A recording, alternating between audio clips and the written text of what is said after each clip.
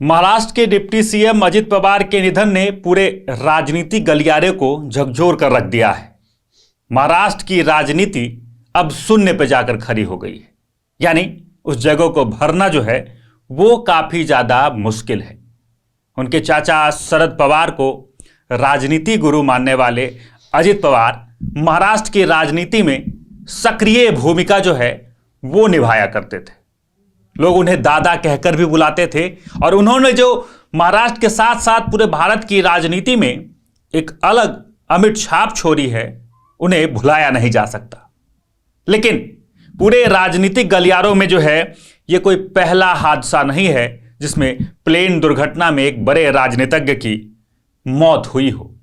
इससे पहले भी कई सारी घटनाएं हैं जो घट चुकी है। आज उन तमाम बिंदुओं पर हम बात करेंगे कि पास्ट से लेकर अभी तक की बात करें तो कौन कौन से राजनेता जो हैं प्लेन क्रैश का शिकार हुए हैं। शुरुआत करते हैं विजय रूपानी के निधन से।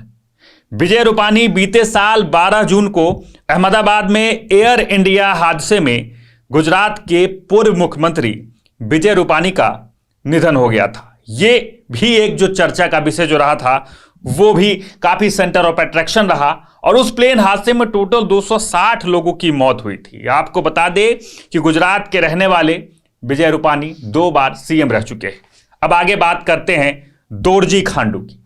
अरुणाचल प्रदेश के मुख्यमंत्री दोरजी खांडू का भी जो है प्लेन हादसे में 2011 में निधन हुआ था। उस दौरान भी एक बड़ा हादसा देखा गया था जिसमें दोरजी खांडू का निधन जो है वो हो गया था। और इसी प्रकार से और भी कई ऐसे राजनीतिक चेहरे हैं जिनका जो है प्लेन हादसे में निधन हुआ है। बात कर लेते हैं वाईएस राजशेखर रेड्डी की।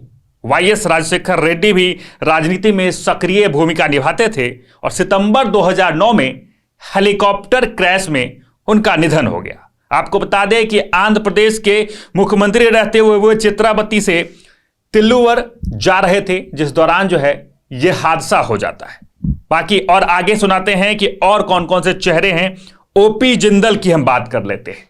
ओपी जिंदल भारत की राजनीति में और कांग्रेस की राजनीति में एक चर्चित चेहरे के तौर पर जाने जाते थे।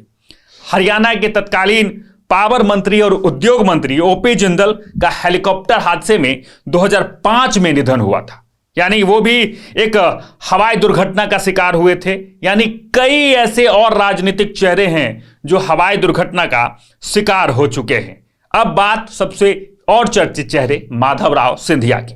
माधवराव सिंधिया 2001 के ईस्वी में उनकी प्लेन दुर्घटना में जो है वो मौत हो जाती है। यानी माधवराव सिंधिया भी प्लेन हादसे का शिकार हुए हैं। वे कांग्रेस के वरिष्ठ नेता, पूर्व केंद्रीय मंत्री और ग्वालियर राजघराने के उत्तराधिकारी थे। एक राजघराने से आने वाले माधवराव सिंधिया भी इसी प्रकार से प्लेन हादसे का जो है वो शिकार हो चुके हैं।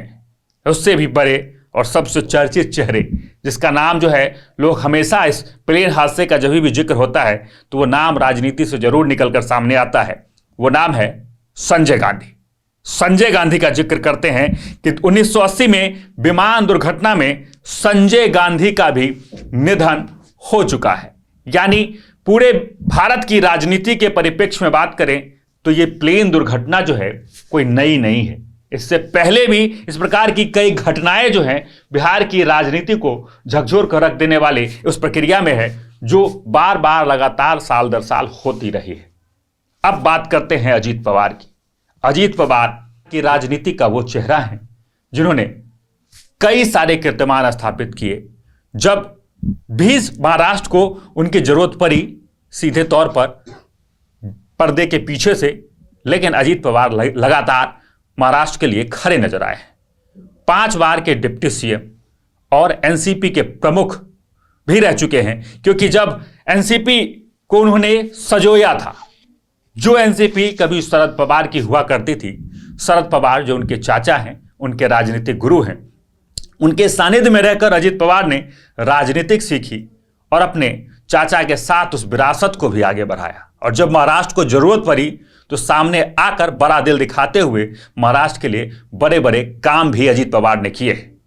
अजीत पवार के मौत जो है, उनका निधन जो है एक बड़ा दुर्भाग्यपूर्ण माना जा रहा है और राजनीतिक गलियारे के लिए एक हृदय विदारक घटना भी है।